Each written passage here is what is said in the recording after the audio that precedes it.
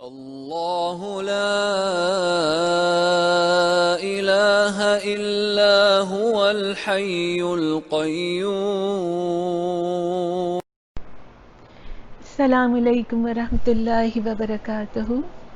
Just in 5 minutes میں آپ کے سامنے پڑھ رہی ہوں اصلاح ایمان، جس کے رائٹر تھے افتخار احمد علوی مرحوم. بسم اللہ الرحمن الرحیم. رب اشرح لی صدری ویسر لی امری واحلل عقدۃ من لسانی یفقہوا قولی. میں آپ کو پھر سے ریمائنڈ کرانا چاہتی ہوں کہ ہم جو کچھ اصلاح ایمان میں پڑھ رہے ہیں وہ قرآن کی آیات اور محمد رسول اللہ صلی اللہ علیہ وسلم کی مستند احادیث پہ مبنی ہے، لہٰذا اس کو ماننے میں کوئی چیز کو بھی رکاوٹ بننا نہیں چاہیے. شروع کرتے ہیں. سورہ نجم آیت نمبر 38 اور 39 میں اللہ تعالیٰ فرماتے ہیں، کوئی بوجھ اٹھانے والا دوسرے کا بوجھ نہیں اٹھائے گا، یعنی قیامت میں، اور نہیں ہے انسان کے لیے لیکن وہی جو اس نے خود کمایا. ان آیات قرآنی سے اس بدعت کی رد ہوتی ہے کہ کسی مسلمان کی موت کے بعد لوگ جمع ہو کر قرآن پڑھتے ہیں اور اس کا ثواب مرنے والوں کی روح کو بھیجتے ہیں اور سمجھتے ہیں کہ مرنے والے کو وہ اس طرح ثواب پہنچا رہے ہیں.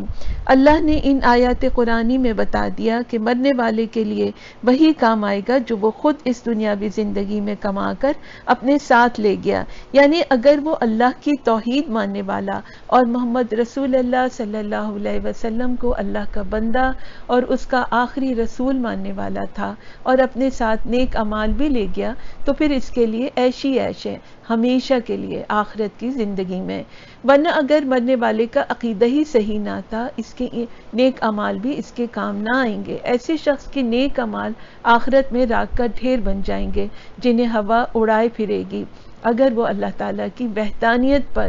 ایمان نہ رکھتا ہوگا. احادیث سیئہ سے معلوم ہوتا ہے کہ اگر مرنے والا کا ایمان صحیح تھا اور اس نے کچھ ایسے کام کیے تھے اپنی زندگی میں کہ جن کے ذریعے اللہ تعالیٰ کے بندوں کو اس کی موت کے بعد بھی نفع پہنچتا رہا، مثلا گمراہیوں کی رد میں اور دین حق کی تائید میں اگر اس نے کچھ تبلیغ کا کام کیا تھا تحریری طور سے یا تقریری طور سے، تو ان نیک کاموں کا ثواب مرنے والے کو پہنچتا رہے گا. یا اچھی تعلیم و تربیت دے کر صالح اولاد چھوڑ گیا تو ایسے نیک کام کے اس کے لیے صدقہ جاریہ بن جائیں گے اور مرنے والے کو ان کا ثواب پہنچتا رہے گا. اسی طرح سے مسجد کی تعمیر، کوئی مدرسے کا قیام، اسکول کی تعمیر میں حصہ لینا بھی، یا پھر کنواں کھدوا دینا، یا اسی طرح کی اور نیکیاں کرنا جو صدقہ جاریہ بن سکیں، اس کا ثواب اس کو ضرور پہنچتا رہے گا. لیکن قرآن پڑھ کر مرنے والے کی روح کو اس کا ثواب پہنچانے والی یہ بدعت جو مسلمانوں میں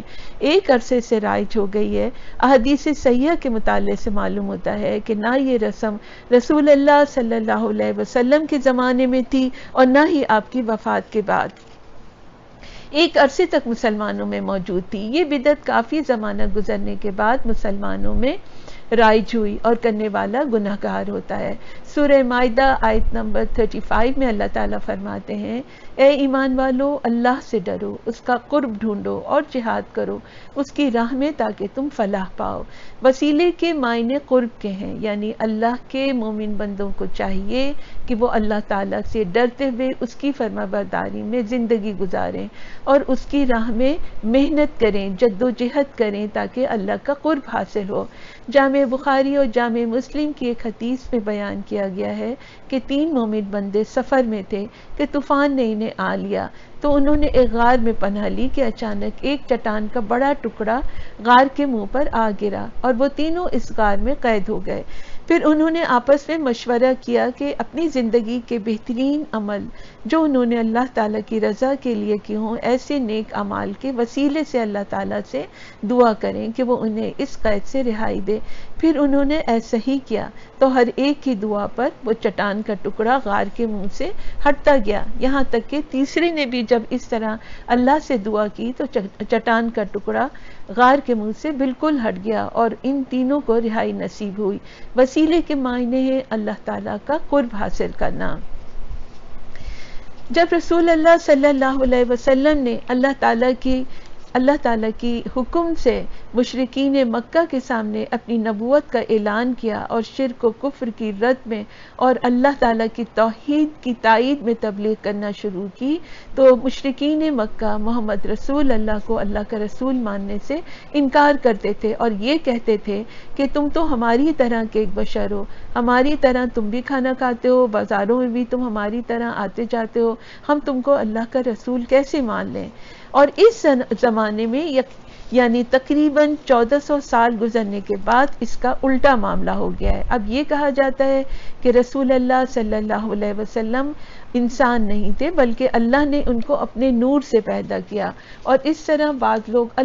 رسول اللہ صلی اللہ علیہ وسلم کو اللہ تعالیٰ کی ذات میں شریک کرنے لگے ہیں، حالانکہ اللہ نور کا بنا ہوا نہیں ہے۔ قرآن میں کئی صورتوں میں اللہ تعالیٰ نے فرمایا ہے کہ میں نور اور ظلمت کا خالق ہوں، اور اپنے لیے اللہ تعالیٰ فرماتا ہے کہ میری طرح کی کوئی چیز ہے ہی نہیں۔ عیسائی قوم نے عیسیٰ علیہ السلام کو اللہ کی ذات میں یوں شریک کیا کہ ان کو اللہ کا بیٹا بنایا، نعوذ باللہ۔ اسی طرح اس زمانے میں بعض نام نہاد مسلمان رسول اللہ کو اللہ کے نور کا حصہ کہتے ہیں، اور اس طرح وہ بھی ان کو اللہ کی ذات میں شریک کرتے ہیں، حالانکہ رسول اللہ صلی اللہ علیہ وسلم صحابہ کرام کو برابر منع کرتے تھے اپنی تعظیم کرنے سے۔ احادیث صحیحہ کے مطالعے سے یہ بات صاف طور سے معلوم ہوتی ہے کہ غزوہ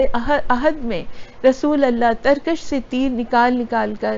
سعد بن ابی وقاص کو دیتے جاتے تھے اور کہتے جاتے تھے کہ یا سعد، تم پر میرے ماں باپ قربان، کافروں پہ تیر چلاؤ۔ اس زمانے میں مسلمان قوم کی اکثریت رسول اللہ کو یا تو اللہ تعالیٰ کے برابر کا سمجھتی ہے، یا کچھ ایسے گمراہ ہیں کہ وہ سمجھتے ہیں کہ رسول اللہ کے اختیار میں سب کچھ ہے، یعنی انہی کو خدا بنائے ہوئے ہیں۔ ابو داؤد سے روایت ہے کہ عبداللہ بن مسعود رضی اللہ تعالیٰ عنہ سے روایت کرتے ہیں کہ رسول اللہ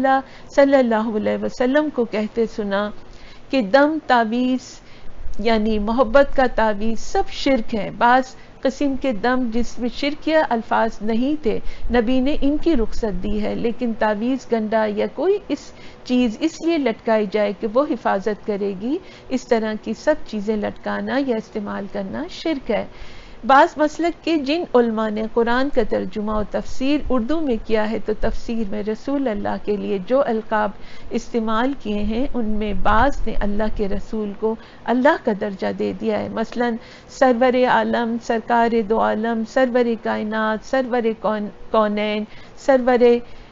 سرکار مدینہ وغیرہ۔ اب کون نہیں جانتا کہ سرکار کے معنی حاکم کے ہیں؟ قرآن میں بارہا اللہ تعالیٰ فرماتا ہے کہ زمین و آسمان پر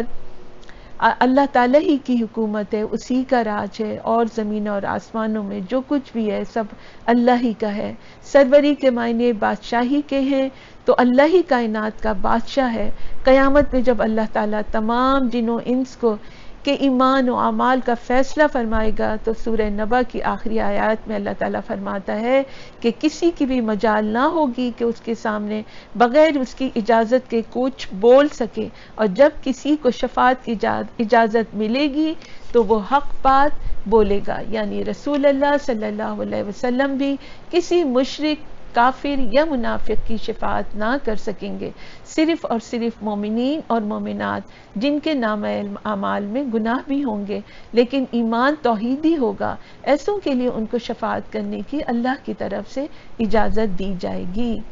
آج یہیں تک، اس سے آگے انشاءاللہ اگلی نشست میں پڑھیں گے۔ سبحانک اللہم ربنا وبحمدک نشہد ان لا الہ الا انت نستغفرک ونتوب الیک۔ السلام علیکم ورحمۃ اللہ وبرکاتہ۔